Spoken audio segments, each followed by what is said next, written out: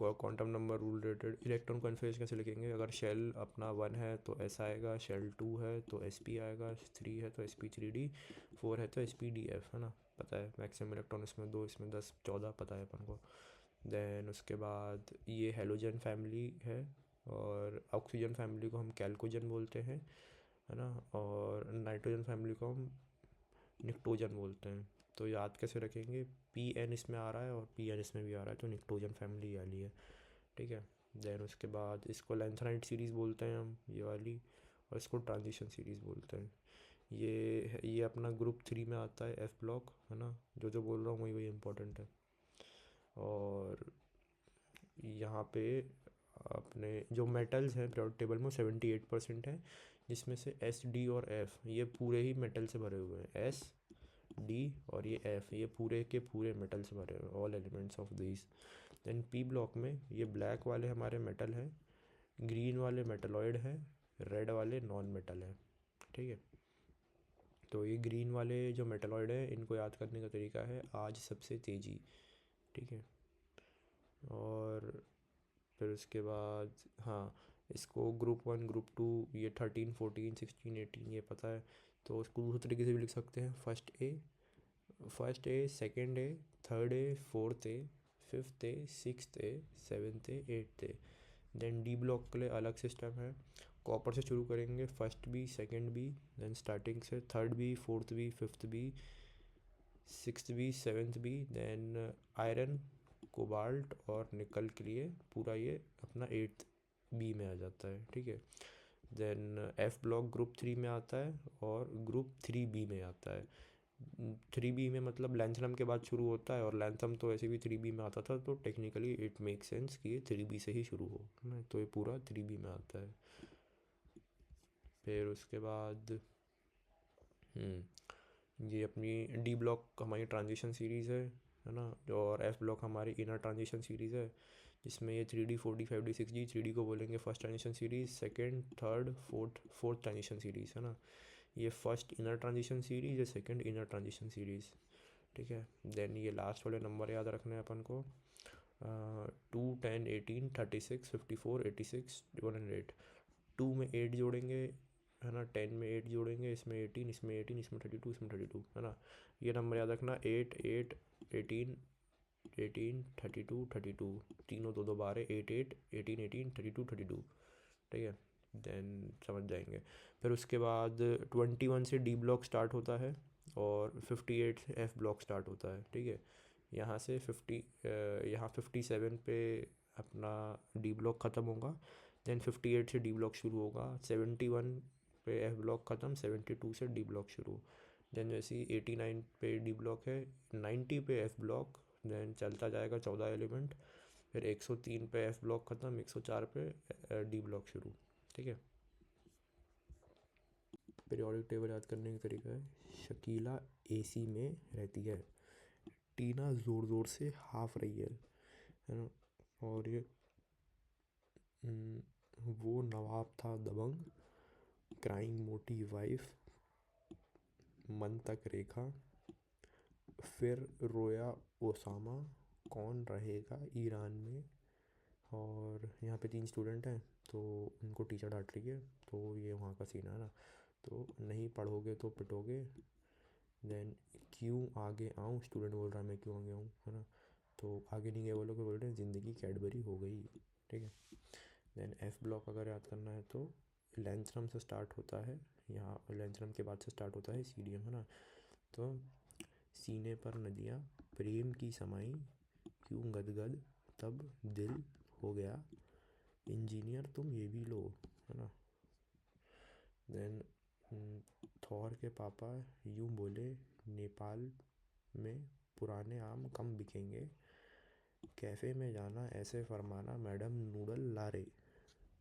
Night series देखेंगे तो lanthanide series 4F, तो लैंथनम से लेके ल्यूटीशियम तक ये 4F सीरीज़ है ना। तो ये आता है पीरियड नंबर 6 में, और ग्रुप नंबर 3 यानी कि 3rd B में, है ना।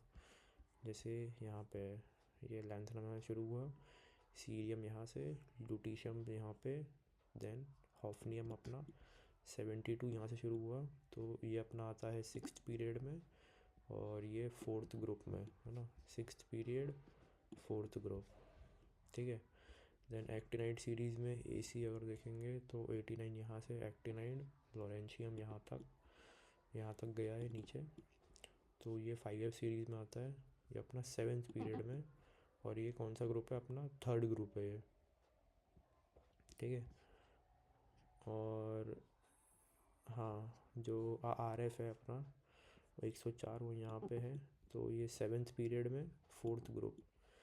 Then largest group in periodic table अपना थर्ड ग्रुप ही है, ये वाला ग्रुप है ना, क्योंकि यहाँ पे ये 4 आ जाते हैं, फिर पूरा दोनों F ब्लॉक, ये एक्टिनाइड और सॉरी लैंथेनाइड और एक्टिनाइड, और ये 4 मिलके है ना, तो 28 एलिमेंट F ब्लॉक के और 4 इसके, तो total 32 element. Then atomic number 100 से लेके 118 तक देखेंगे, तो 100 वाला अपना यहाँ पे लाई करेगा 89 के बाद से 90, यहाँ कहीं 100, फिर 100 से लेके 104 तक है ना, यहाँ कहीं से लेके, तो 100 से लेके 103 तक तो एक्टिनाइड है। देन 104 वाला अपना फोर्थ ग्रुप में आ जाता है यहाँ पे। देन फिफ्थ वाला फिफ्थ ग्रुप पे 105 वाला यहाँ पे, 106 यहाँ पे, करते करते 118 18th ग्रुप पे आ जाता है, ठीक है। देन क्वेश्चन पूछा था एलिमेंट विथ एटॉमिक नंबर 101 वाला अपना एक्टिनाइड में आता है ना, 100 से लेके 103 तक वहाँ पे आ रहा था, तो 101 एक्टिनाइड में आएगा।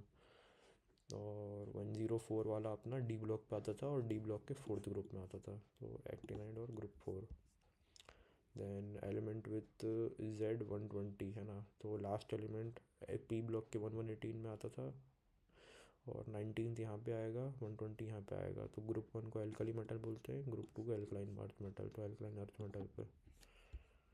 देन उसके बाद characteristics of XYZ with atomic number, ये X का एटॉमिक नंबर 33, तो ड्रॉ करूँगा 2 सॉरी अपना 8 8 18 18 32 32 118 भी आएगा यहाँ पे, अभी काम का नहीं हो, ठीक है। तो X वाला 33 पे, यानी कि यहाँ पे क्रिप्टन के आगे आर्सेनिक में, ये अपना मेटलॉइड में आता है। देन Y वाला देखूँगा तो 53 54 53 यानी कि आयोडीन, 54 के इधर जेनॉन के बाजू में, तो ये वाला ग्रुप अपना नॉन मेटल में आता था, ठीक है। देन 83 वाला देखूँगा तो लास्ट रेडॉन के बाजू वाला यहाँ पे, ये भी शायद नॉन मेटल या मेटल में आता होगा है ना, तो ये वाला मेटलॉइड, नॉन मेटल और ये मेटल।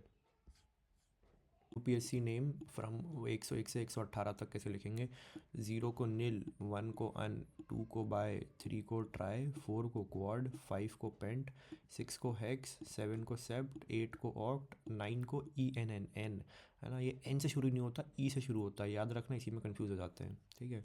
तो इसको सबसे फर्स्ट लेटर से इसको डिनोट कर देते हैं अपन, ठीक है। और लास्ट में IEUM लगाना है, IM है ना, तो 101 है तो अनिलियम है ना, फिर बाकी तो पता ही है अपन को। तो जैसे वाला क्वेश्चन है 109 का बताना था, तो इसका तो अन यानी कि यू, और 9 वाले को E लिखते या N लिखते, यही कन्फ्यूज हो जाते हैं यहाँ पे है ना अपन, तो E लिखते हैं अपन, तो B ऑप्शन। देन 101 से 118 तक एलिमेंट्स के नाम याद करने की वो ट्रिक है। मेंडलीव को मिला Nobel prize in Lawrence, Mendeleev को नोबल प्राइज़ मिला लॉरेंस में, कोई जगह थी। रदरफोर्ड डूबे सी में, भोर हंसमत है ना, रदरफोर्ड सी में डूब रहा था, तो उसने बोला भोर को हंसमत। फिर डर से रोए कॉपर, कोई साइंटिस्ट थे डर से रोने लगे। और नीहो fly to Moscow to live 10 ओगन, नीहो कोई इंडियन लड़की साइंटिस्ट थी, फ्लाई करी मॉस्को को, ताकि मॉस्को में कोई वो जगह है 10 ओगन वहाँ पे है ना। डर से रोए कॉपर, नीहो fly to Moscow to live 10 ओगन है ना। देन इसको याद रखना, मेंडलीव है, नोबल है, लॉरेंस है, रदरफोर्ड डूबे सी, ये 3 है, बोर हंसमत, डर रोए कॉपर, नीहो फ्लाई मॉस्को लिव 10 होगन है ना, ये सब है 101 से 118 तक, 100 से 118 तक नहीं है, ये 101 से, ठीक है। देन वही 101 को मेंडलीवियम बोलते हैं, 102 को नोबलियम, 103 को लॉरेंशियम, ये रोक के पढ़ लेना एक बार, समझ जाएगा, ठीक है। देन आइडेंटिफाई द इनकरेक्ट वाला, ये भी देख लेना, ठीक है। इलेक्ट्रॉनिक कन्फिग्रेशन, पहले देख पहले एस लिखना है, फिर एस पी लिखना है, एस पी लिखना है, एक बार एस लिखे, दो बार एस पी लिखा, देन एस डी पी दो बार और लिखा, then S S F D P है ना। पहले एस लिखो, फिर एस पी दो बार, फिर एस डी पी दो बार, then S F D P दो बार, ठीक है। देन उसके बाद ये देखेंगे तो ये पीरियड नंबर 1 में आता है, तो n इज इक्वल्स टू 1 2 3 से अप टू 7 तक पूरा लिख देना ये। फिर उसके बाद यहाँ नंबर सामने चढ़ा देना, यहाँ 1 है तो यहाँ 1, यहाँ 2 है तो यहाँ 2, यहाँ 3 है तो ऐसे करते करते, है ना। और जहाँ पे डी आएगा वहाँ पे ये वाला रूल फॉलो होता है, पता है ना, n-1 d n-2 f। तो जैसे यहाँ पे 4 है तो n-1 3 हो जाएगा, है ना। और जैसे यहाँ पे 6 है तो n-2 अपना 4 हो जाता है, देन n-1 के हिसाब से 5 हो जाएगा। बाकी एस और पी में सेम यही नंबर आएगा अपना, ठीक है। तो फिर उसके बाद जैसे हाइड्रोजन का 1s2 होता है, हीलियम का, हाइड्रोजन का 1s1, हीलियम का 1s2, तो लिथियम अपना जो है सेकंड पीरियड में आता है ना। लिथियम सेकंड पीरियड में आता है, सेकंड पीरियड के हिसाब से ये वाली कॉन्फ़िगरेशन पहले उठा के लिख देना एज इट इज़, है ना, 2s2p लिख देना। और फिर देख लेना कितने इलेक्ट्रॉन आते हैं इसमें, या जो भी है ना, उतने भरते जाना, ठीक है। और इसके आगे जैसे हीलियम आता है तो हीलियम उठा के लिख दिया अपन ने, या helium, neon, argon, krypton, xenon, radon, है ना, लिख दिया। अब जैसे गैलियम का लिखना था, है ना, तो गैलियम का बोला 31 एटॉमिक नंबर है, अब इलेक्ट्रॉन भर के बताओ। तो गैलियम अपना वो वाला याद है, 2 8 18 36 54।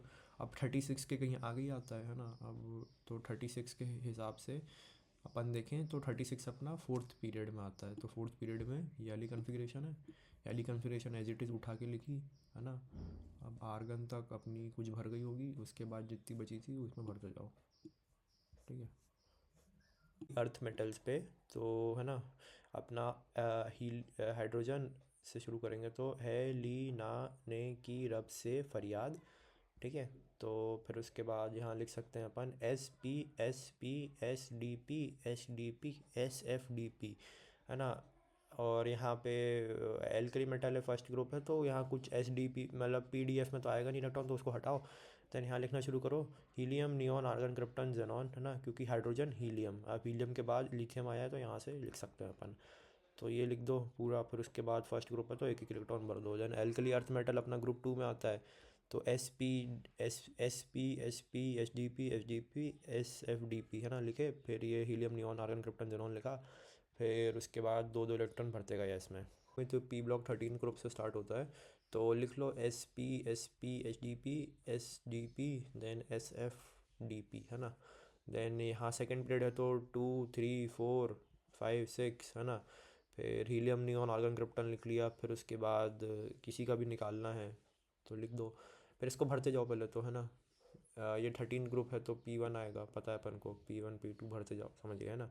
देन सिमिलरली यहाँ कर सकते हैं SP S D P S F D P. फिर उसके बाद ये सेकेंड पीरियड में है तो 2 3 4 5 6, है ना, समझ गए।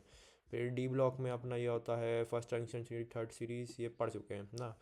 3D सीरीज़ को फर्स्ट ट्रांजिशन सीरीज़ बोलते हैं, 4D को सेकंड बोलते हैं, 5D को थर्ड बोलते हैं, 6D को फोर्थ बोलते हैं। अब ये शुरू होता है स्कैंडियम से लेके जिंक तक। 21 से डी ब्लॉक शुरू होता था, जिंक तक जाता था अप टू 30। 10 ब्लॉक का ये, सॉरी 10 एलिमेंट का ये डी ब्लॉक होता है अपना, यहाँ से लेके यहाँ तक, है ना। फिर सेकंड में यूट्रियम से लेके कैडमियम तक 10 ऐड कर दूंगा।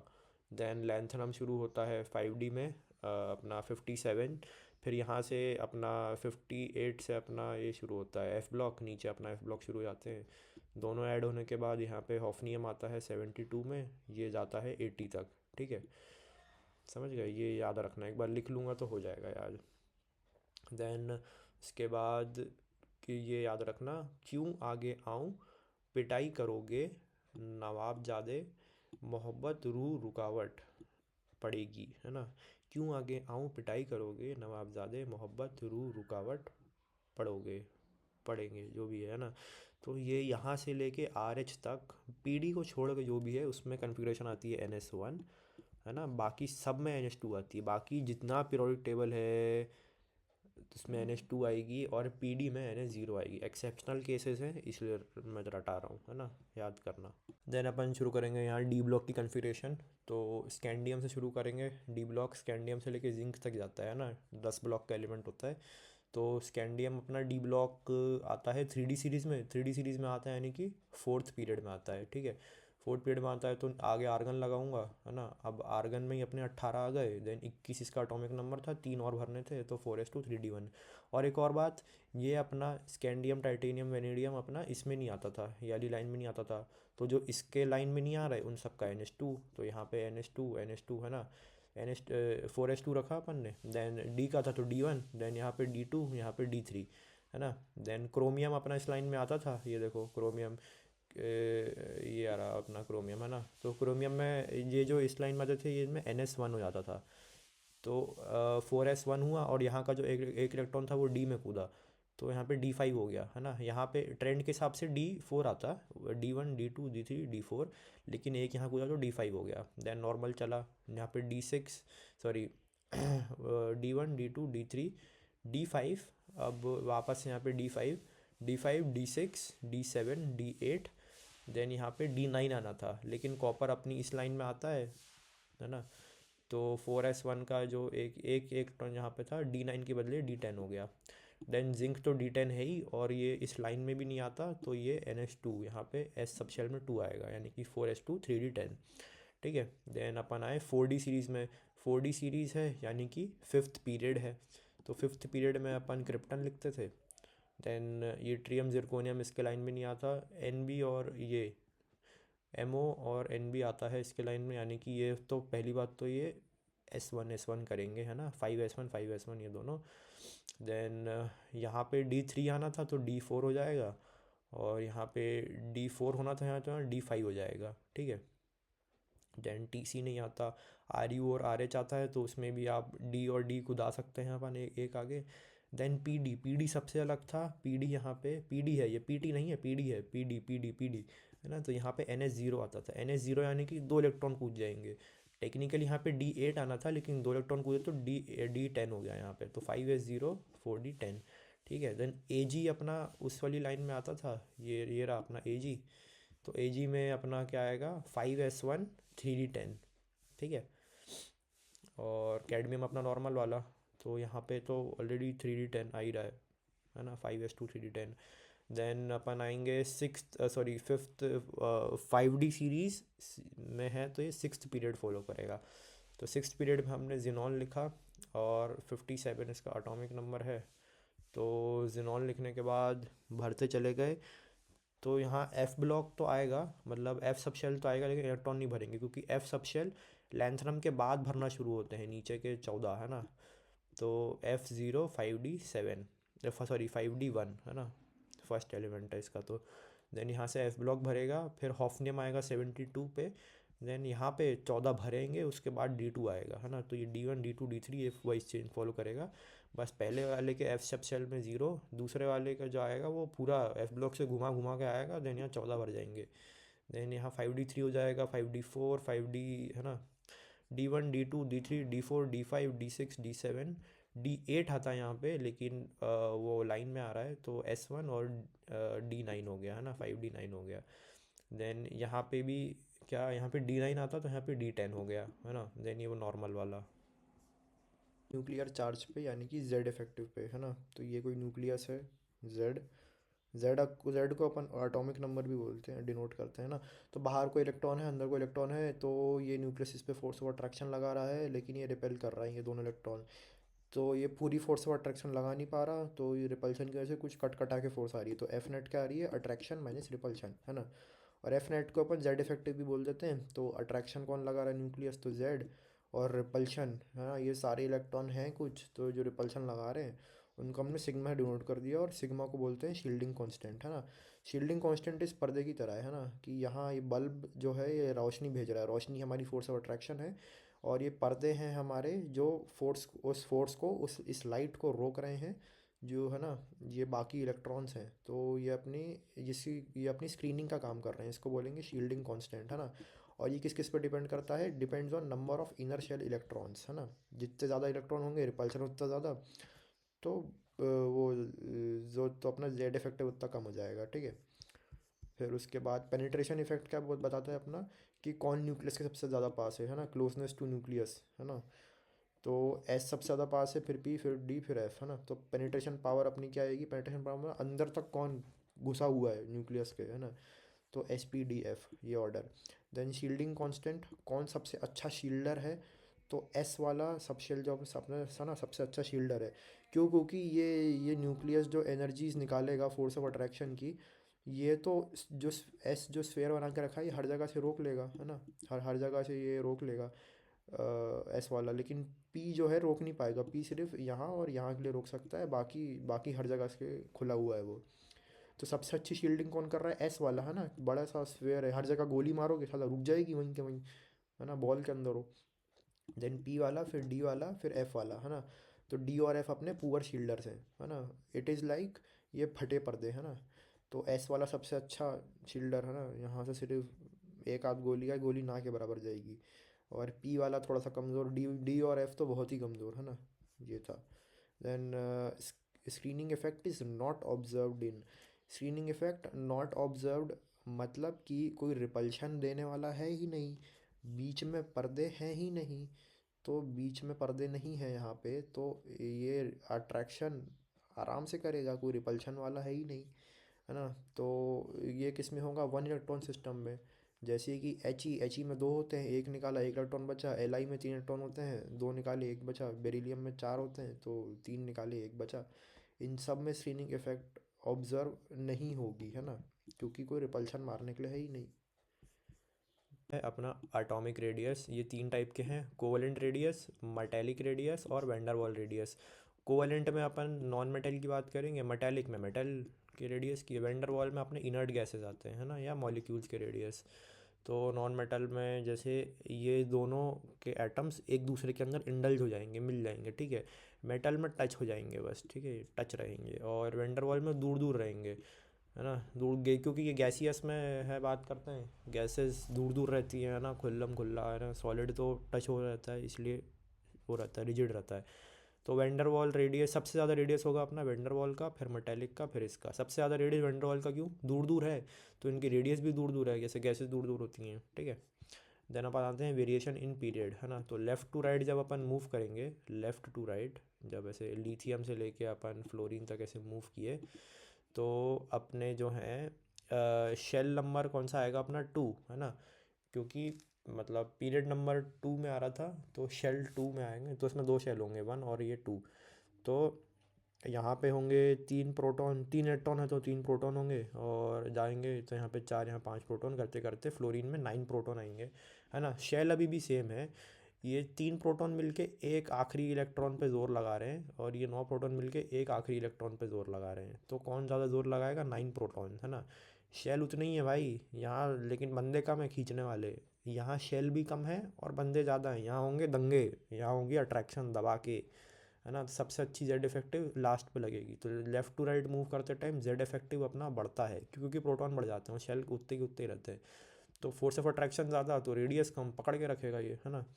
देन रेडियस देखेंगे तो सबसे ज़्यादा आएगी अपनी नियॉन की। क्यों? क्योंकि नियॉन अपने वैंडरवाल रेडियस के अंडर आता है, इनर्ट गैसेज है ना। तो नियॉन की सबसे ज़्यादा, फिर उसके बाद अपनी मेटेलिक रेडियस, फिर नॉन मेटेलिक रेडियस, समझ गए। देन अपन देखेंगे वेरिएशन इन ग्रुप, है ना। तो टॉप टू बॉटम जब मूव करेंगे ना अपन, मान लो ये लिथियम नियॉन, है ना, हेलिन आने की तरफ से फरियाद में मूव किया अपन ने, तो यहाँ थ्री था, थ्री इलेक्ट्रॉन थे, थ्री प्रोटॉन बनाएंगे। शेल अप सेकेंड पीरियड में शेल अपनी दो आती है, वन टू, है ना।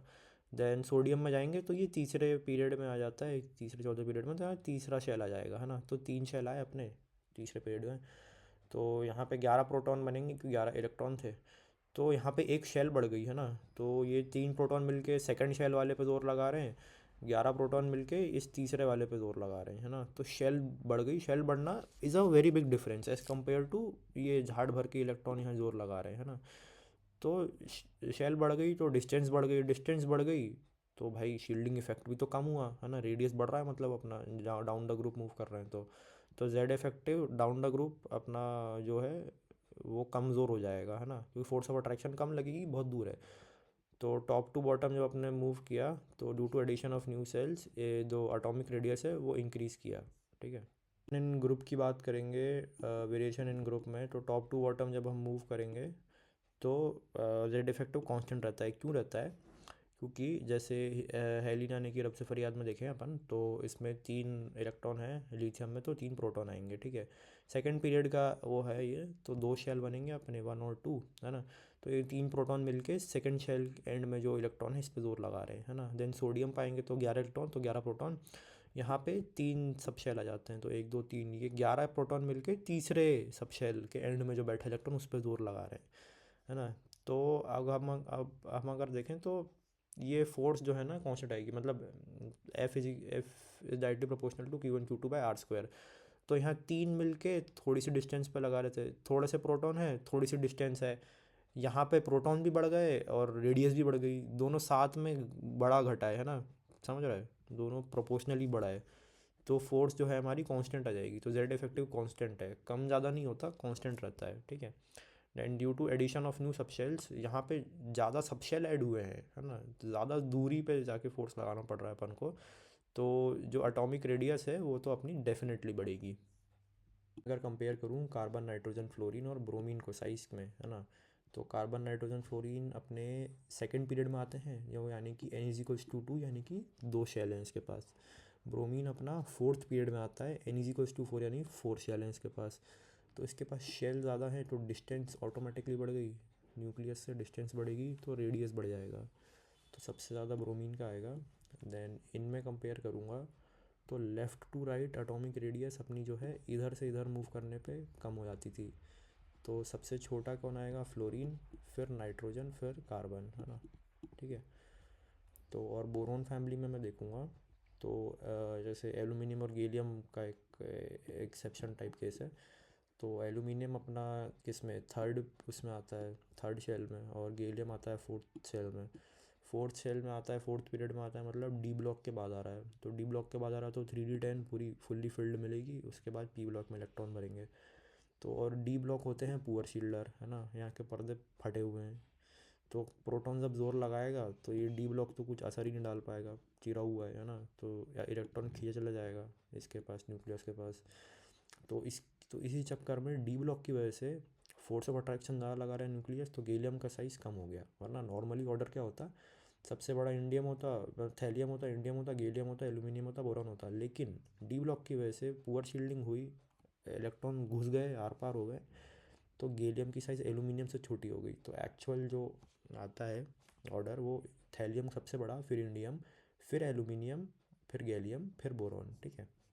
तो एटॉमिक रेडियस में एस और पी ब्लॉक में देखें, डी ब्लॉक की आगे बात करेंगे, है ना, तो एल्यूमिनियम और गैलियम में एल्यूमिनियम बड़ा आता है गैलियम से, क्योंकि डी ब्लॉक में इलेक्ट्रॉन चले गए थे। देन लेंथेनाइट कॉन्ट्रैक्शन, एक्टिनाइट की बात नहीं कर रहा, लेंथेनाइट की बात कर रहा हूँ। तो 58 सीरियम से लेके लुटीशियम 71 तक, है ना, लेफ़्ट टू राइट मूव करने पे, यहाँ से यहाँ मूव करने पे एटॉमिक साइज़ कम होता है और दबा के कम होता है, क्योंकि इसमें एफ सब शेल है, और एफ सब शेल और बुरे सबसे पुअर शील्डर है ना।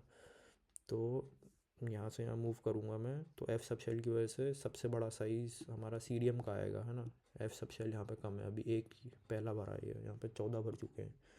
तो सबसे छोटा साइज़ लुटीशियम का।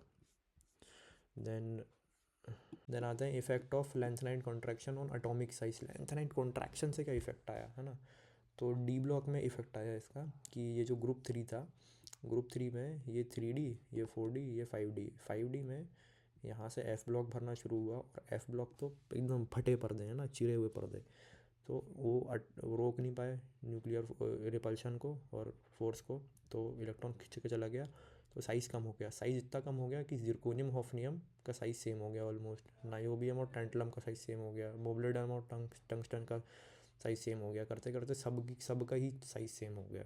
सिर्फ एफ ब्लॉक में इलेक्ट्रॉन जाने की वजह से ये तमाशा हुआ। और ग्रुप थ्री में इफ़ेक्ट नहीं दिखा इसका, क्योंकि इसके बाद ही तो एफ ब्लॉक भरना शुरू हुआ था, तो इफ़ेक्ट कैसे दिख जाएगा, है ना।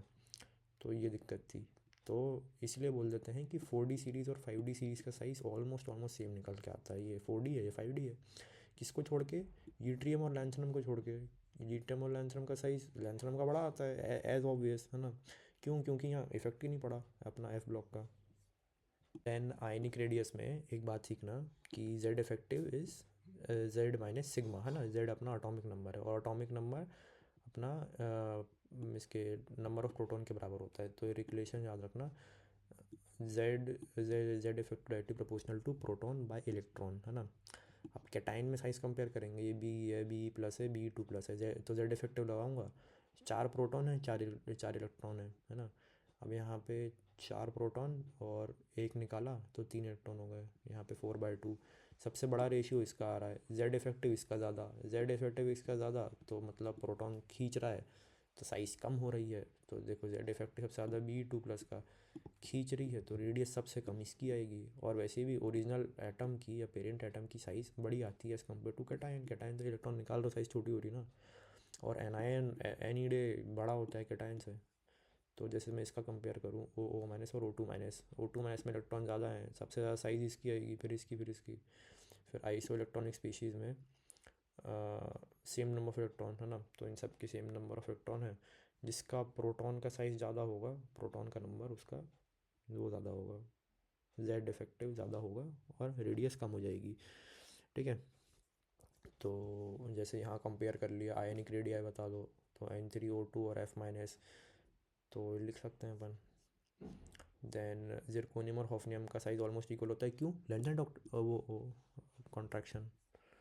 देन ग्रुप 3 के एलिमेंट में क्या फॉलो होता है? सबसे बड़ा थेलियम होता था, इंडियम, और गैलियम या एल्यूमिनियम में एल्यूमिनियम बड़ा आता था, एल्यूमिनियम बड़ा आ गया, ये सी ऑप्शन। करेंगे आयनाइजेशन एनर्जी के बारे में, ठीक है। तो मिनिमम एनर्जी कितनी रिक्वायर होती है एक इलेक्ट्रॉन को निकालने के लिए from any isolated gaseous atom, है ना। मिनिमम एनर्जी कितनी लगेगी ए को A+ बनाने के लिए, ठीक है। तो अपनी पहले आयनाइजेशन एनर्जी थोड़ी कम लगेगी, फिर दूसरे में और ज़्यादा लगेगी, तीसरे में और ज़्यादा लगेगी, क्योंकि जैसे जैसे मैं इलेक्ट्रॉन निकाल रहा हूँ मैं प्रोटॉन के पास जा रहा हूँ, और प्रोटॉन इलेक्ट्रॉन दबा के रखेगा, उससे खींचना बहुत मुश्किल काम है। तो जैसे जैसे आयनाइजेशन एनर्जी की स्टेप बढ़ेगी, वैसे वैसे आयनाइजेशन एनर्जी बढ़ता जाएगा, ठीक है। तो हाँ देखो, फैक्टर्स अफेक्टिंग में ये left to right, top to bottom, ये देखते हैं बाद में, ये है जनरल तरीके हैं ना बताने के। लेकिन सबसे पहले हम चेक करते हैं इलेक्ट्रॉनिक कन्फिग्रेशन, और अगर वो सेम हो तो अंदर पेनिट्रेशन इफेक्ट, मतलब पेनिट्रेशन इफेक्ट और इलेक्ट्रॉनिक कन्फिग्रेशन को पहले चेक करते हैं, उसके बाद ये सारी तिगड़म में जाना। तो मैं पहले पढ़ाऊँगा भी ये, है ना। इलेक्ट्रॉनिक कन्फिग्रेशन में अगर किसी का स्टेबल इलेक्ट्रॉनिक कन्फिग्रेशन है, कौन से होते हैं स्टेबल? हाफ फील्ड या फुली फील्ड, यहाँ से इलेक्ट्रॉन निकालना मुश्किल होता है ना। तो मुश्किल होगा तो आयनाइजेशन एनर्जी ज़्यादा लगेगी। जैसे 2p3 और 2p4 में, यहाँ P3 है या P4 है, ये हाफ फील्ड है, ये पार्शियली फील्ड है ना। हाफ फील्ड से इलेक्ट्रॉन निकालना मुश्किल काम है, तो आयनाइजेशन एनर्जी इसकी ज़्यादा आएगी, है ना, इसकी N की O से। देन फॉस्फोरस सल्फ़र में P3 P4, ये हाफ फील्ड है, मुश्किल काम है, आयनाइजेशन एनर्जी ज़्यादा। देन यहाँ P3 P4 में P3 हाफ फील्ड है, फिर आयनाइजेशन एनर्जी ज़्यादा आएगी यहाँ पे, है ना, क्योंकि समझ गए। देन सेकेंड आयनाइजेशन एनर्जी, मतलब एक बार निकाल चुके हो, दूसरी बार निकाल सकते हो, कितना मुश्किल है वो काम, मतलब, है ना। N से N+ बना दिया, अब N+ से निकाल के बताओ। तो पहले तो N और O में आयनाइजेशन एनर्जी फर्स्ट वाली N की ज़्यादा थी, क्योंकि यहाँ P3 था, यहाँ P4 था, फर्स्ट वाली इसकी ज़्यादा। देन सेकेंड में जब N+ और O+ बना, तो एक इलेक्ट्रॉन यहाँ से निकाला तो P2 बचा, और ये P4 में से इलेक्ट्रॉन निकाला तो P3 बचा। अब कौन है? ये पार्शियली है, ये हाफ फील्ड है, अब ये ज़्यादा आयनाइजेशन रखेगा, इसमें ज़्यादा मुश्किल है निकालना P3 में से, तो E2 में ये ज़्यादा आया, ठीक है। तो आयनाइजेशन एनर्जी अपनी किसकी ज़्यादा आई? इसकी, O पॉजिटिव की। देन पेनिट्रेशन इफेक्ट देखेंगे, है ना। पेनिट्रेशन इफेक्ट तब देखते हैं जब S और P दो अलग अलग सब शेल्स आ जाती हैं, है ना। यहाँ पे तो सेम था, P था, S था, इसलिए कंपेयर कर पाए अपन इलेक्ट्रॉनिक कन्फिग्रेशन से, ठीक है। यहाँ लगाना है हाफ फील्ड फुली फील्ड, जब S और P दो डिफरेंट आ जाएँ तब लगाएंगे पेनिट्रेशन इफेक्ट। पेनिट्रेशन इफेक्ट किसका ज़्यादा होता है? SPDF, ठीक है।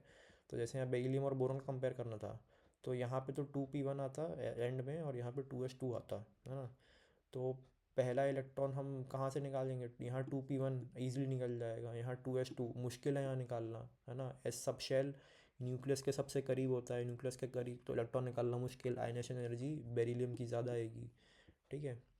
देन मैग्नीशियम और एलुमिनियम में, एलुमिनियम के पास P1 है, इसके पास 3s2 है, यहाँ पे आसान है निकालना, आयनाइजेशन एनर्जी इसकी कम, इसकी ज़्यादा। कैल्शियम और गैलियम में यहाँ P1 है, यहाँ S2 है, मुश्किल है भाई यहाँ का S सब शेल से निकालना, ठीक है। देन उसके बाद हम देखेंगे जेड इफेक्टिव और साइज। तो Z effective left to right move करने पे जेड इफेक्टिव कम होता था, जेड इफेक्टिव बढ़ता था। जेड इफेक्टिव बढ़ेगा तो रेडियस कम होगी, रेडियस कम होगी तो न्यूक्लियस के पास इलेक्ट्रॉन निकालना मुश्किल, आयनिक एनर्जी ज़्यादा। तो लेफ़्ट टू राइट ये होता है, आयनिक एनर्जी बढ़ती जाती है, ठीक है, क्योंकि रेडियस कम होता जाता है। तो जैसे कि बेरिलियम और लिथियम में बेरिलियम की रेडियस कम है लिथियम से, तो बेरिलियम की आयनिक एनर्जी ज़्यादा। बोरॉन कार्बन में कार्बन का आई ज़्यादा, फ्लोरीन और ऑक्सीजन में फ्लोरीन की साइज़ छोटी तो IE1 इसका ज़्यादा। देन साइज़ देखेंगे तो टॉप टू बॉटम जाते टाइम जेड इफेक्टिव तो कांस्टेंट रहता है, लेकिन साइज़ बढ़ती है ड्रास्टिकली, है ना, क्योंकि शेल्स चेंज होते जा रहे हैं अपने, दूरी बढ़ती जा रही है, दूरी बढ़ रही है तो इलेक्ट्रॉन दूर जा रहा है प्रोटॉन से, तो निकालना ईजी, तो आयनिक एनर्जी कम, ठीक है। देन आयनिक एनर्जी को मेटेलिक कैरेक्टर से रिलेट करते हैं। तो मेटेलिक कैरेक्टर की टेंडेंसी क्या होती है कि इलेक्ट्रॉन ईजिली छोड़ दे, जो ज़्यादा ईजिली इलेक्ट्रॉन छोड़ दे वो उतना अच्छा मेटल, है ना, उतना अच्छा मेटल मतलब कि उसकी आयनाइजेशन एनर्जी उतनी कम होगी, तभी ईजिली छोड़ पा रहा है, तो मेटल कैरेक्टर ज़्यादा, आयनाइजेशन एनर्जी कम। तो सबसे अच्छे मेटल कैरेक्टर कौन होते हैं यहाँ पे, सीजियम के, है ना, सीजियम की साइज़ बड़ी है, ईजिली मेटल छोड़ देगा, लिथियम की साइज़ छोटी है, मुश्किल है वहाँ से निकालना, ठीक है। फिर हाँ ये हो गया। देन पहले ये लगाया, उसके बाद हमने ये लगाया। देन देखो यहाँ पे जैसे कोई कॉन्फ़िगरेशन लिख दी, है ना, ढेर सारी, ये सेकेंड पीरियड की, थर्ड पीरियड कुछ भी मान लो, है ना। तो इसमें एन और पी में तो मैं पहले पेनिट्रेशन इफेक्ट से कंपेयर करूँगा तो एस की ज़्यादा आती है ना। फिर यहाँ पे देखूँगा सारे पी हैं तो इलेक्ट्रॉनिक कन्फिग्रेशन देखूँगा, तो हाफ फील्ड इन दोनों में तो ये है सबसे ज़्यादा, इसकी आएगी, फिर देखूँगा बाद में। फिर उसके बाद यहाँ पे पेनिट्रेशन सॉरी यहाँ पे इन दोनों में भी इलेक्ट्रॉनिक देख सकता हूँ, इसकी ज़्यादा आएगी क्योंकि फुली फिल्ड है। फिर उसके बाद मैं लगाऊंगा लेफ़्ट टू राइट, है ना। लेफ़्ट टू राइट क्या हो रहा था, जेड इफेक्टिव कम हो रहा था और आयनेशन एनर्जी बढ़ रही थी, तो इसकी ज़्यादा, फिर इसकी ज़्यादा, फिर इसकी ज़्यादा, ये करना है, ठीक है। तो इसमें फिर क्या आएगा एट द एंड रिजल्ट, कि सेकंड पीरियड में बेरिलियम बोरॉन कार्बन के बीच में कूद जाएगा और नाइट्रोजन जो है वो ऑक्सीजन और फ्लोरीन के बीच में कूद जाएगा। सिमिलरली मैग्नीशियम एल्यूमिनियम सिलिकॉन के बीच में कूद जाएगा और फॉस्फोरस क्लोरीन सल्फर के बीच में कूद जाएगा। तो ऑर्डर क्या आएगा, लिथियम की सबसे ज़्यादा, फिर बोरॉन की, फिर बेरिलियम की, ये यहाँ पे आ गया है अब, है ना। फिर नॉर्मल समझते हैं, ये सेम ऑर्डर फिर यहाँ आ जाएगा बोरॉन फैमिली में, है ना। तो बोरॉन फैमिली में इन सब की कन्फिग्रेशन देखेंगे तो गैलियम में 3D10 आता है, यहाँ 4D10 आता है। फिर थेलियम में जाएंगे तो 4F भी आ जाता है ना, तो यहाँ पे डी की एंट्री हुई, यहाँ पे 4 की एंट्री हुई, तो इसकी वजह से साइजेस में थोड़ा थोड़ा इम्पैक्ट आया, उसकी वजह से आइजेशन एनर्जी में भी फ़र्क आएगा, है ना। तो पहले तो क्या होता था कि डाउन द ग्रुप जाने पे साइज़ बढ़ती थी तो अपना आयनाइजेशन एनर्जी कम होता जाता था, है ना, क्योंकि साइज़ बढ़ रही दूर जाएगा। तो अपना यहाँ पे तो बोरॉन का सबसे ज़्यादा, फिर एल्यूमिनियम और गैलियम में डी की एंट्री हुई तो पुअर शील्डर घुस गए, पुअर शील्डर घुसे तो न्यूक्लियस के पास चले गए इलेक्ट्रॉन और वहाँ से निकालना मुश्किल, तो गैलियम का सबसे ज़्यादा। फिर उसके बाद गैलियम इंडियम में देखेंगे तो गैलियम का, उससे गैलियम का ज़्यादा, क्योंकि अभी डी ही चल रहा है, ठीक है, अभी कांस्टेंट है। देन इंडियम के बाद थैलियम में आया तो एफ़ घुस गए, ये और बुरे साले फटे पर्दे भोसड़ी के, है ना, ये घुसे तो और ज़्यादा इम्पैक्ट पड़ा, तो आयनाइजेशन एनर्जी अब इसकी ज़्यादा आएगी थैलियम की। तो इसका ग्राफ बनता है, डायरेक्ट याद रखना, डब्ल्यू वाला ग्राफ, है ना, आयनाइजेशन एनर्जी और एलिमेंट्स में, है ना। तो आयनाइजेशन एनर्जी किसकी ज़्यादा होगी, बोरोन की ज़्यादा होगी। ऐसे मत देखना ग्राफ कि जिसका स्पाइक ज़्यादा है उसका ज़्यादा, बोरोन गैलियम थैलियम, ऐसा नहीं, जिसकी वैल्यू ज़्यादा आ रही है वाई एक्सेस में, यहाँ बोरोन की सबसे ज़्यादा है, फिर थैलियम की है, फिर गैलियम की है, फिर एल्यूमिनियम की है, फिर इंडियम की है, ठीक है, boron thallium gallium aluminium indium, ऐसा है, ठीक है। फिर एस और पी ब्लॉक में सबसे ज़्यादा, मतलब साइज़ कैसे बढ़ रही है नीचे तो आयनिक एनर्जी कम लग रहा है, ये सब फॉलो करेंगे सब एस पी। लेकिन पी ब्लॉक में एल्यूमिनियम गैलियम में फ़र्क आता है क्योंकि 3D, और यहाँ इंडियम थैलियम में क्योंकि 4F वाले इलेक्ट्रॉन में 14 घुस गए थे, SN और PB में टिन और लेड में फ़र्क आता है ना। ये 3 चीज़ें याद रखनी है बस। और अपनी नोबल गैस की आयनेशन एनर्जी ऑलरेडी हाई रहती है क्योंकि सबसे ज़्यादा स्टेबल है, वहाँ से निकालना इलेक्ट्रॉन बहुत मुश्किल काम, और उसमें भी सबसे ज़्यादा मुश्किल है ये हीलियम की, क्योंकि साइज़ में छोटा है ये, है ना। हाईएस्ट आयनाइजेशन एनर्जी हीलियम की, लोएस्ट सीजियम की। सीजियम की क्यों, फ्रॉन्शियम की क्यों नहीं? फ्रॉन्शियम की इसलिए नहीं पढ़ते क्योंकि वो रेडियो एक्टिव एलिमेंट है और उसकी जानकारी अपने सिलेबस में दी नहीं है और पढ़ना भी नहीं है, ठीक है। पढ़ेंगे effect of lanthanide contraction on ionization effect. Lanthanide contraction की वजह से क्या हो रहा था आयनाइजेशन इफेक्ट पे? लेंथेनाइट कॉन्ट्रैक्शन की वजह से क्या हुआ था? एक फ़र्क ये आया था कि 4D 5D के साइजेस सेम हो गए थे। यहाँ पे नहीं हुआ था क्योंकि यहाँ इसके बाद शुरू हुआ था एफ ब्लॉक, है ना। तो यहाँ पे साइजेस सेम हो गए थे सबके, है ना। ये देखो यहाँ पे सबके साइज सेम हो गए थे। तो इससे क्या हुआ कि यहाँ पे तो बोल दिया कि साइज़ में जो है लेंथनम बड़ा है ना। यहाँ पे साइज़ सेम आ गई। अब साइज़ सेम आ गई तो इसका मतलब ये नहीं है कि अपन आयनाइजेशन एनर्जी सेम हो जाएगी, है ना। क्यों, फ़र्क क्या आएगा? क्योंकि साइज़ भले ही सेम है लेकिन यहाँ प्रोटॉन तो अपने ज़्यादा है ना। यहाँ 48 है, यहाँ 80 है ना। अब सेम एक बंदे को मारने के लिए 80 लोग हैं और एक बंदे को मारने के लिए 48 लोग हैं। ये तो बहुत पावरफुल है, Hg बहुत पावरफुल है। तो यहाँ आयनाइजेशन एनर्जी बहुत ज़्यादा आएगी क्योंकि ये बहुत ज़्यादा प्रोटॉनिक एनर्जी लगाएगी, फोर्स ऑफ अट्रैक्शन। तो सबसे ज़्यादा Hg का आएगा, है ना। तो जिंक और Hg में अगर कंपेयर करना मुश्किल हो रहा है तेरे लिए, है ना, कि जिंक और Hg में कौन आएगा, तो Hg में आएगा क्योंकि साइज़ में एक तो वैसे ही नीचे जा रहा है ये, और मतलब Hg सबसे ज़्यादा है, एक्सप्लेनेशन छोड़, है ना। फिर इसका ग्राफ बनेगा टिक वाला, जिंक, Cd और Hg, है ना। तो Hg का सबसे ज़्यादा, फिर जिंक का, फिर Cd का। फिर एक चीज़ और कि डी ब्लॉक में हाईएस्ट एनर्जी होती है उनके लास्ट वाले की, है ना। मतलब कि ये अगर 3D है तो जिंक की सबसे ज़्यादा होगी, है ना, एज़ कम्पेयर टू बाकी का वो Cd सीरीज़। 4D में Cd की सबसे ज़्यादा होगी, ये आखिरी में आते हैं जिंक, कैडमियम, मर्क्यूरी, है ना। Cd की सबसे ज़्यादा होगी, देन Hg की सबसे ज़्यादा होगी लास्ट वाले में, ठीक है। देन ग्रुप यहाँ पे देखेंगे तो ग्रुप 3 में नहीं लगता अपना ये लेंथेनाइट कॉन्ट्रैक्शन, तो इसकी वजह से इफेक्ट कुछ नहीं आता। यूट्रियम का ज़्यादा आता है लेंथनम से, साइज़ में छोटा है, मुश्किल है निकालना। देने एफ ब्लॉक का लफड़ा होता है तो इस वजह से प्रोटॉन नीचे बढ़ते हैं, सब में चेंज आते हैं, है ना। तो एच एफ का ज़्यादा होगा इससे, टेंटलम का इससे इससे इससे, ठीक है। And how to find number of valence electrons, है ना। वैलेंस इलेक्ट्रॉन के कैसे निकालेंगे आयनाइजेशन एनर्जी के कंपैरिजन से? तो यहाँ पे देखो, ये एक इलेक्ट्रॉन निकालना तो इजी है, यहाँ मुश्किल है ना। अब यहाँ पे बाहर वाले इलेक्ट्रॉन्स, 3 इलेक्ट्रॉन निकालना तो इजी है, यह निकालना मुश्किल है। यहाँ 4 निकाल लोगे, यहाँ पे मौत हो जाएगी बेटा, है ना। तो नंबर ऑफ वैलेंस इलेक्ट्रॉन कैसे निकालते हैं? Just before sudden jump energy के, ये मैं यहाँ बता रहा हूँ मैं, है ना। तो 5 से यहाँ जाने में भाई एक इलेक्ट्रॉन तो निकाल लोगे, दूसरा इलेक्ट्रॉन निकालने में IE2 में जो जान लगेगी ना, ओहो, है ना। तो वैलेंस इलेक्ट्रॉन अपना एक ही है ना। ये वाला इलेक्ट्रॉन निकाल लिया, अब घुसे अंदर वाले शेल में, यहाँ तो ऐसी तैसी हो गई, तो एक, है ना। फिर फिर यहाँ पे लगभग 6 था, यहाँ 18 था, ठीक है, उतना फ़र्क नहीं आया। 18 से 28 आया, ठीक है, उतना फ़र्क नहीं आया। यहाँ से यहाँ बहुत बड़ा डिफरेंस है। तो यानी 3 बाहर के तो निकाल लिए, फिर अंदर वाले शेल में घुसे, देखा इतनी ज़्यादा एनर्जी लगेगी। तो 3 वैलेंस शेल थे अपने, वैलेंस शेल के इलेक्ट्रॉन थे। देन 11 से 26 में गए, ठीक है, 26 से इतने में गए, ठीक है, थोड़ी मुश्किल हुई लेकिन ठीक है, 47 77 में गए, ठीक है। लेकिन यहाँ से यहाँ जाने में बहुत ज़्यादा डिफरेंस था। तो वैलेंस शेल के 4 निकाल लिए, फिर अंदर वाले शेल में घुसे तो बहुत ज़्यादा है, तो वैलेंस शेल इलेक्ट्रॉन्स 4 आए अपने। ऑन गेन इंथैल्पी पे, है ना। तो इलेक्ट्रॉन घुसेड़ने में कितनी एनर्जी निकल रही है, लग रही है, ये सब की कैलकुलेशन को अपन एंथैल्पी बोलते हैं। डेल्टा एच से रिप्रेजेंट करेंगे, है ना। तो ओवरऑल एनर्जी चेंज को ही अपन एंथैल्पी बोलेंगे, डेल्टा एच लिखा है अपन ने, ठीक है। तो अगर किसी एक्स न्यूट्रल एटम में इलेक्ट्रॉन घुसेड़ रहा हूँ, है ना, एनायन बनने के बाद वो स्टेबल हो रहा है ना, तो एनर्जी निकलेगी, स्टेबल हो रहा है तो एनर्जी निकलने को एक्सोथर्मिक प्रोसेस बोलेंगे और डेल्टा एच नेगेटिव हो जाएगा अपना, ठीक है। देन किसी वाई एटम में मैं इलेक्ट्रॉन डाल रहा हूँ, अब इलेक्ट्रॉन डालने के लिए मेरे को एनर्जी भी डालनी पड़ रही है ना। तो क्या होगा, एनर्जी डाल रहा हूँ क्योंकि वो ले नहीं रहा है, तो वाई माइनस बनेगा, वाई नेगेटिव बना, तो ये एनर्जी डालने की प्रोसेस को बोलेंगे एक्सोथर्मिक प्रोसेस, और डेल्टा एच पॉजिटिव हो जाएगा, ठीक है। तो अब पढ़ेंगे इलेक्ट्रॉन एफिनिटी, है ना। इलेक्ट्रॉन एफिनिटी मतलब टेंडेंसी टू इलेक्ट्रॉन, इलेक्ट्रॉन पाने की जो प्यार है वो, है ना। तो अगर मैं ए से ए नेगेटिव बना रहा हूँ, है ना, तो मेरा डेल्टा एच मान लो 100 किलो जूल एनर्जी ये निकाल रहा है ना, ए से ए माइनस बनाने के लिए, और बी से बी माइनस बनाने के लिए ये 190 किलो जूल निकाल रहा है। तो ये ज़्यादा एनर्जी जो निकाल रहा है 190 किलो जूल, ये ज़्यादा अपना इलेक्ट्रॉन एफिनिटी रखता है ना, ये ज़्यादा इलेक्ट्रॉन से प्यार करेगा। तो हाँ, तो एक डायरेक्ट रिलेशन बन जाएगा कि जिसकी डेल्टा एच नेगेटिव में जिसकी ज़्यादा, उसकी इलेक्ट्रॉन एफिनिटी ज़्यादा, ठीक है। अब जैसे ओ से ओ माइनस बनाने के लिए डेल्टा एच -141 किलो जूल कुछ लग रहा है, यानी कि एक तो माइनस है तो डेल्टा एच नेगेटिव मतलब एक्सोथर्मिक प्रोसेस है ये, है ना।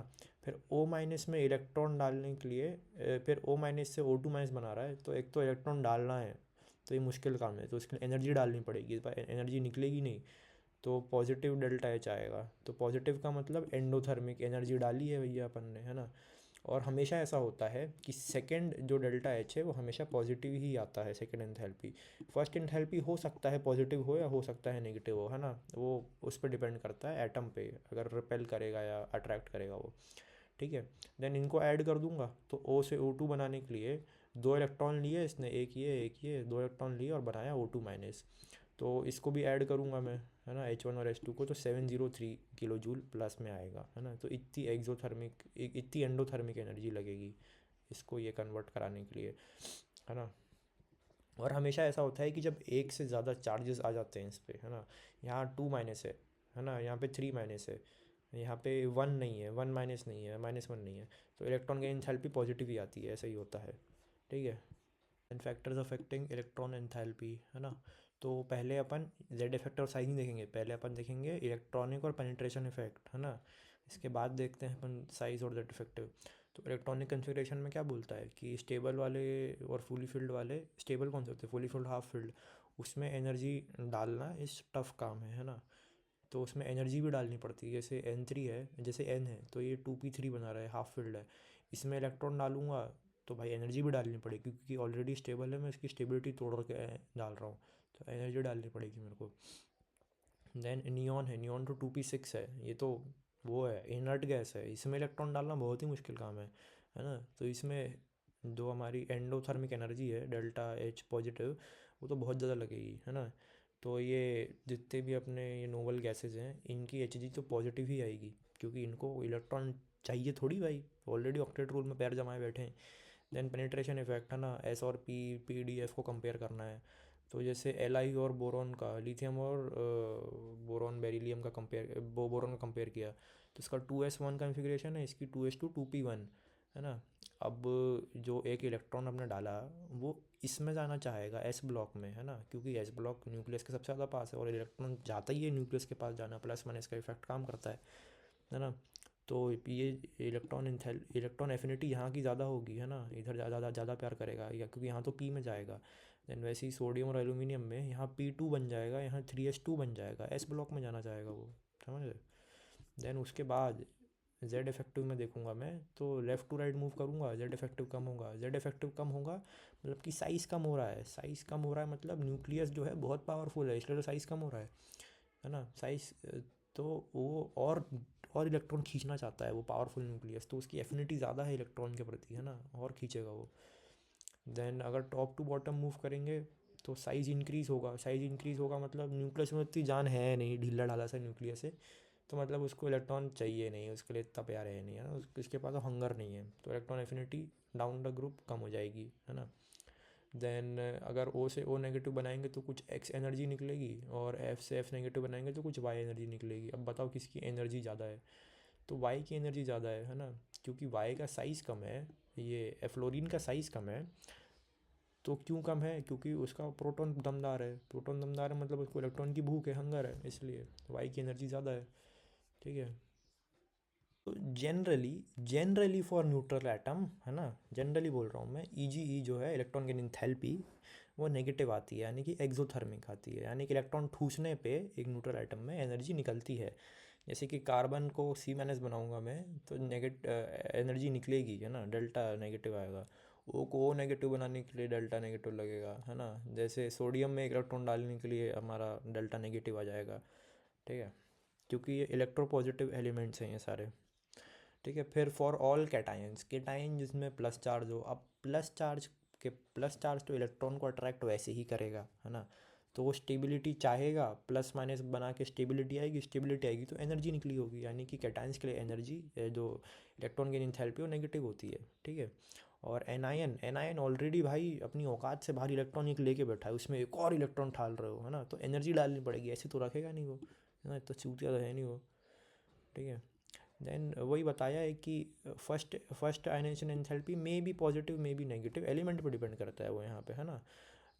लेकिन और क्या बोलते हैं, लेकिन सेकंड वाला तो हमेशा पॉजिटिव होगा। और एक बात कि न्यूट्रल आइटम के लिए तो नेगेटिव होता है ना, लेकिन but for beryllium and magnesium, है ना, इनमें जो है वो पॉजिटिव आता है। क्यों? क्योंकि इनका एस सब शेल पूरा भरा हुआ है।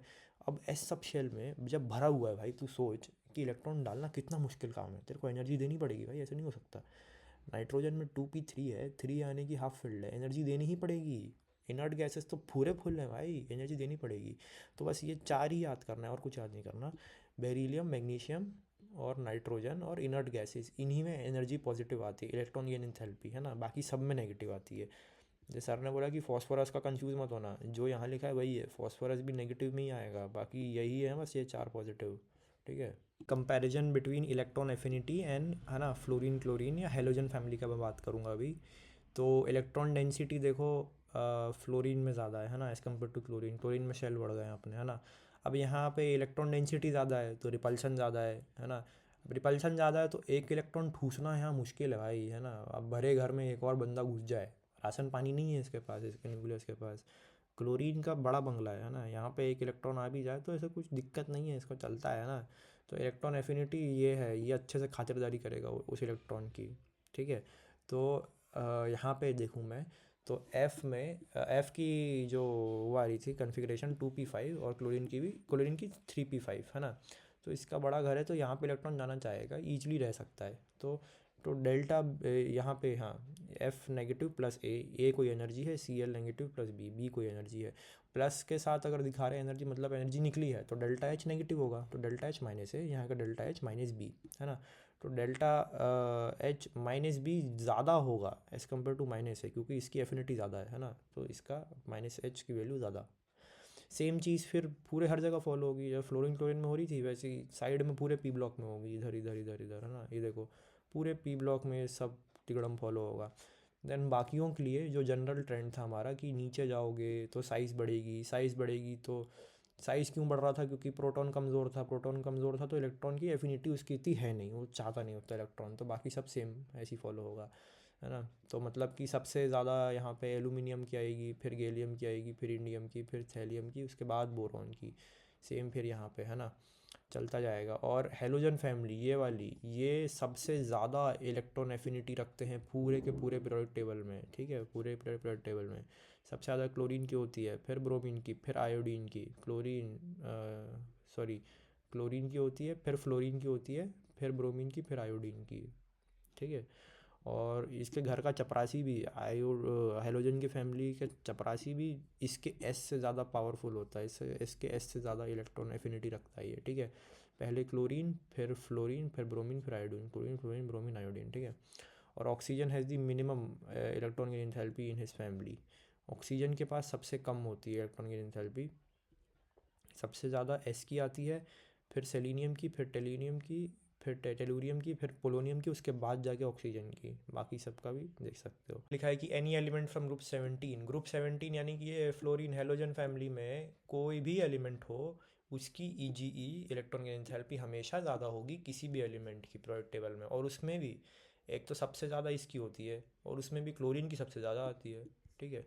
इनका घर का चपरासी भी बहुत तेज़ है, सबसे बाकियों से तेज़ है, मतलब क्लोरीन की सबसे ज़्यादा, फिर ब्रोमीन की, फिर सल्फ़र और ऑक्सीजन फैमिली में सबसे कम ऑक्सीजन की होती थी, ऑक्सीजन सबसे पीछे, है ना। देन उसके बाद आयोडीन और सल्फ़र में आयोडीन तो चपरासी सबसे, है ना, इनका चपरासी भी सल्फ़र से स्ट्रॉन्ग था। देन सल्फ़र सेलीनियम और ऑक्सीजन में सबसे कमज़ोर ऑक्सीजन था ऑक्सीजन फैमिली में, फिर सल्फ़र और सेलीनियम। ठीक है। डेटा है तो इसमें डेल्टा एच की वैल्यू दी है ना। तो पोटेशियम, रुबीडियम, सीजियम का डेल्टा एच नेगेटिव आता है और ऑलमोस्ट इक्वल आता है, तो ये याद रखना है ना, पोटेशियम, रुबीडियम और सीजियम। और इलेक्ट्रॉन एफिनिटी की नेगेटिव वैल्यू सबसे ज़्यादा यहाँ सल्फ़र में है, तो सल्फ़र सबसे ज़्यादा इलेक्ट्रॉन एफिनिटी की वो रखेगा, क्योंकि डेल्टा एच नेगेटिव सबसे बड़ा यहाँ पे है।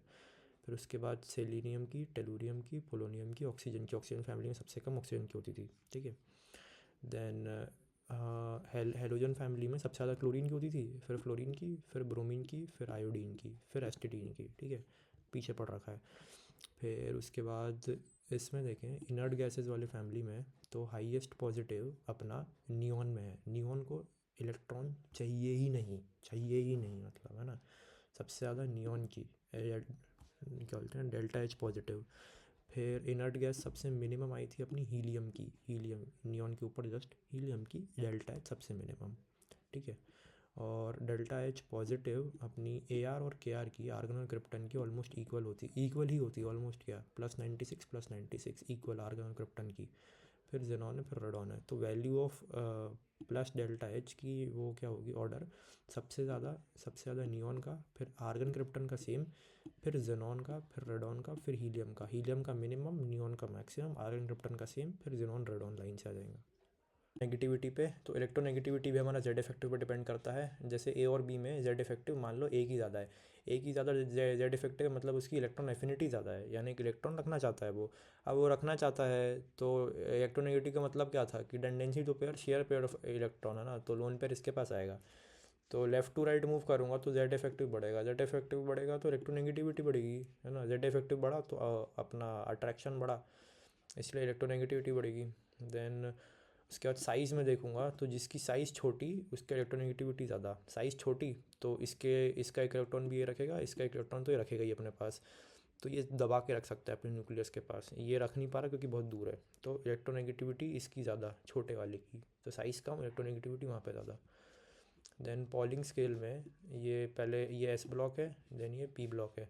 हाइड्रोजन की 2.1 आती है, देन 1 से 0.5 ऐड करते जाओ, 1.5, ये 2, 2.5, 3, 3.5, 4, है ना। फिर उसके बाद यहाँ पे एक कम कर दो, यहाँ पे यहाँ पे 0.1 माइनस कर दो, यहाँ से 0.1 हटाया तो 0.9, देन 1 उसके बाद यहाँ पे 3 आ गया, है ना, 4 से 3 आ गया, एक घटाया तो, देन 4 बार 0.3 प्लस करो, 0.9 प्लस 0.3 1.2, फिर 1.5, फिर 1.8, फिर 2.1, फिर लास्ट में 0.4 और 0.5 प्लस करो तो 2.5, फिर 3 आ गया, है ना।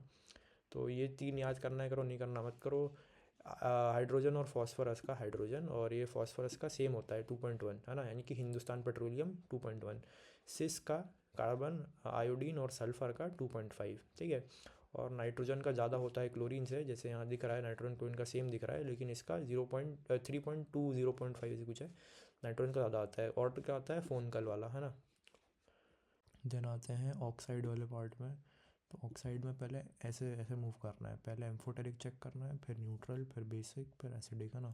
तो एम्फोटेरिक वाले कौन कौन से होते हैं, ये ASFESB CrVTE, है ना। तो इसको कैसे याद रखेंगे, आज आज फिर सब कार कार वेंटो तेरा, है ना।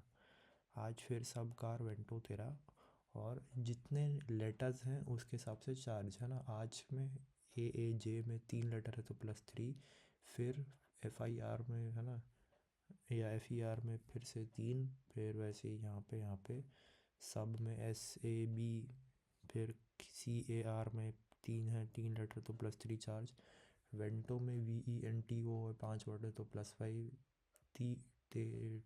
TERA में 13 हमारा तो +4, ठीक है। तो इनके पास अगर ये हैं तब तो ये पक्का पक्का एम्फोटेरिक है ना।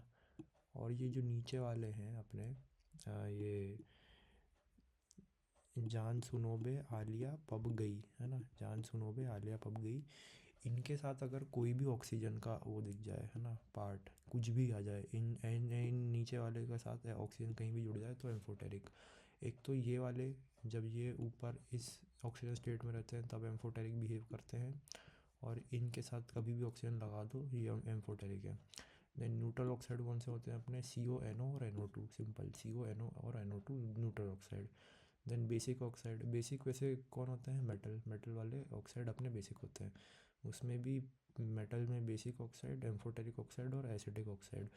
तो जो +1 +2 +3 कर रहे हैं वो तो बेसिक ऑक्साइड है, जैसे कि Li2O CaO MgO, है ना। सबके ऑक्सीडेशन स्टेट निकालूंगा, जैसे, है ना, स्कैंडियम 2O3 ऑक्सीडेशन स्टेट निकालूंगा, +1 +2 +3 में आ रहा है तो बेसिक है, +4 में आ रहा है तो एम्फोटेरिक है, जैसे कि Manto TiO2 ZrO2 या V2O5 एम्फोटेरिक है अपना।